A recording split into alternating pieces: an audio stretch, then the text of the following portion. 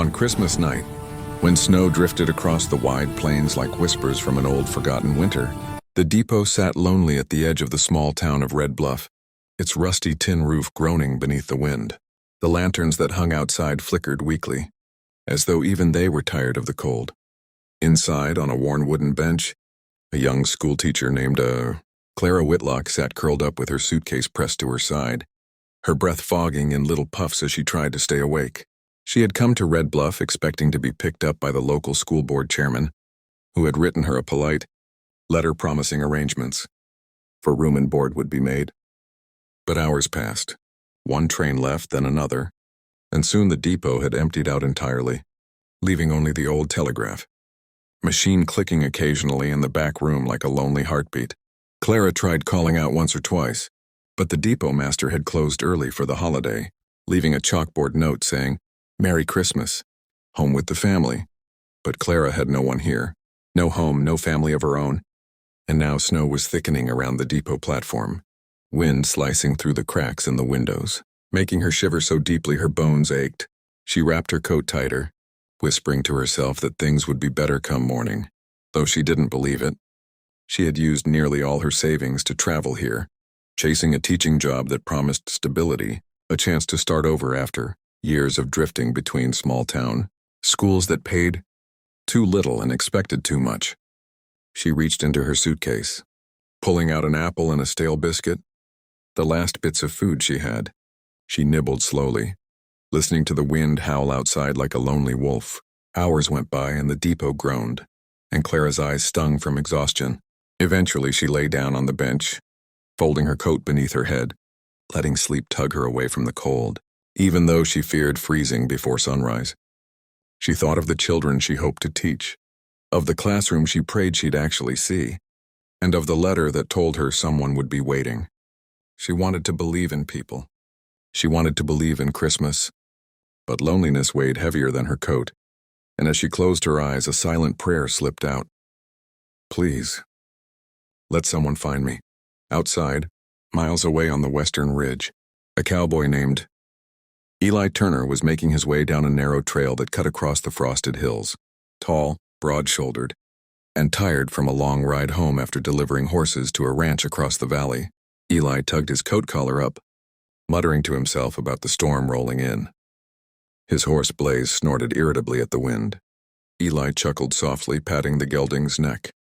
"Just a little longer, boy. Depot ain't far. We'll rest there till this blows over." He didn't plan to stay long, maybe just long enough to warm up before heading back to his ranch where his brothers were likely sitting by the fire, joking loudly, probably already halfway through the apple pie their mother had baked. Christmas was sacred to Eli, even if it had grown quieter over the years since his father passed. But he still kept the tradition of riding into town on Christmas Eve or Christmas night, delivering what help he could, checking on neighbors, doing what his father always called heartland duty. When he reached the depot, its lanterns swaying weakly in the wind, Blaze stomped in relief. Eli slid down, stomping snow off his boots, and pushed the depot door open. It creaked loudly and he paused, listening to the emptiness inside, until he heard something soft.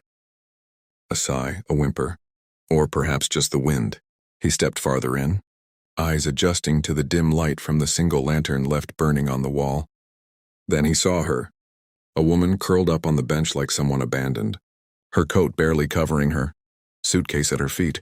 Her lips were slightly blue, her fingers stiff from cold, and for a long moment Eli froze, stunned not just by her presence but by the delicate, exhausted look on her face, as though life had been too heavy for her to carry alone. "Ma'am?" he called gently, stepping closer. Clara didn't respond at first. She didn't even seem to breathe. Fear cracked through Eli's chest as he knelt beside her, touching her shoulder lightly. "Ma'am, can you hear me?" She stirred then, eyelashes fluttering, and whispered drowsily, "I'm sorry. I must have fallen asleep. I was waiting." Her voice trailed off as she tried to sit up, wobbling. Eli steadied her instantly. "Careful. You're freezing," he said, noticing how cold her skin felt. "Are you stranded?" Clara nodded weakly. "The school board. Someone was supposed to meet me." She swallowed, embarrassed. "No one came." Eli clenched his jaw. Red Bluff might be small, But good people didn't just leave someone out here to freeze alone. Especially not a young woman. Especially not on Christmas night. Well, you're not staying here another minute, he said firmly. Storm's going to get worse. My ranch isn't far. You'll come with me where it's warm. Clara blinked, startled. She looked at the stranger kneeling beside her, a cowboy with warm brown eyes, snow crusted on his coat, looking at her not with pity but with genuine concern. I don't want to impose, she murmured. You're not imposing. You're surviving. Eli reached for her suitcase before she could argue. Come on, I won't leave you here. Clara hesitated only a moment before letting him help her to her feet. Her legs nearly buckled from cold, but Eli caught her easily, steadying her with gentle strength. Thank you, she whispered. He nodded, guiding her outside where the snow swirled wildly now, stinging her cheeks. Blaze snorted at the newcomer, but Eli calmed him quickly. Easy, boy. She's a friend. He lifted Clara onto the saddle first, making sure she was secure before mounting behind her. One arm around, her waist to keep her steady. She felt warmth radiate from him, a stark contrast to the bitter cold that had clawed at her for hours. As they rode through the storm, Clara pressed her gloved hands against her face, fighting tears not of fear but of relief. She had never been rescued before, never been chosen first by anyone. The storm howled, but Eli guided Blaze steadily, leaning close to block the wind from hitting her. You're safe now, he murmured above the wind, though he wasn't sure she heard him. I've got you. When they reached the Turner Ranch, lights glowed warmly through the frosted windows, smoke curling from the chimney. Eli dismounted and helped Clara down carefully. She wobbled again, and he put a hand on her back. Let's get you inside. He opened the door, calling out, Ma, we've got company. His mother, a sturdy woman with gentle eyes, hurried over at once, letting out a soft gasp when she saw Clara's pale face. Oh heavens, Eli. Bring her by the fire. Clara tried to protest, but Mrs. Turner shushed her, guiding her to the warm hearth, wrapping a thick quilt around her shoulders. What were you doing out there alone on a night like this? She asked softly. Clara explained in short, embarrassed breaths, how she had been hired as the new teacher, how she had arrived expecting someone to meet her, how the depot had grown colder and quieter until she had fallen asleep. Mrs. Turner frowned deeply. Shameful. No one should leave a young lady alone on Christmas night. Eli stood nearby, arms crossed, jaw still tight. She's staying here until we sort this out. I'll ride into town tomorrow and talk to the board myself. Clara looked up at him, surprised by his certainty. You don't even know me, she whispered. I don't need to know you to do what's right, Eli replied. Mrs. Turner smiled knowingly. That's how his father raised him.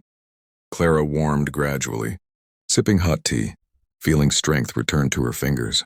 She watched Eli remove his coat, shake snow off his hat, and lower himself into a chair across from her. Their eyes met briefly, and something unspoken passed between them, an understanding fragile but real, born from the wild coincidence of a lonely depot and a cowboy's late-night ride. Hours passed, soft conversation weaving through the fires crackling. Clara told them about her childhood as an orphan bounced between relatives, about her love for teaching, about the disappointment she had become used to swallowing. Eli shared stories from ranch life, how he grew up with more brothers than chores, how the land shaped him, how he believed that everyone deserved a place to belong. At one point, Clara's voice trembled as she said, I thought no one would come for me. Eli leaned forward slightly, his tone gentle. Sometimes the right people show up exactly when you stop expecting them. The words settled deep within her, warming places the fire couldn't reach. As the night went on, Mrs. Turner insisted Clara take the guest room, fussing over her like a daughter she never had. Clara changed into a warm nightgown Mrs. Turner lent her, and for the first time in a long while she felt safe, truly safe. Before she went to bed, she peeked into the living room where Eli was stoking the fire. He looked up, offering a small smile. Feeling better?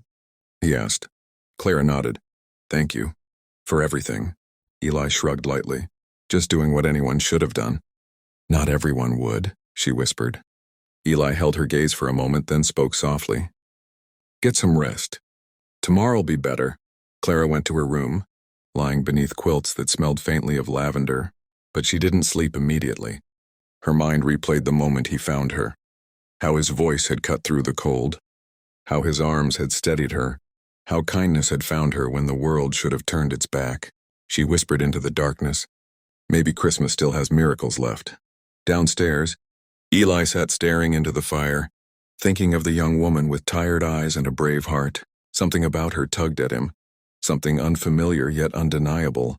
The storm outside raged on, but the house felt warm, alive, changed.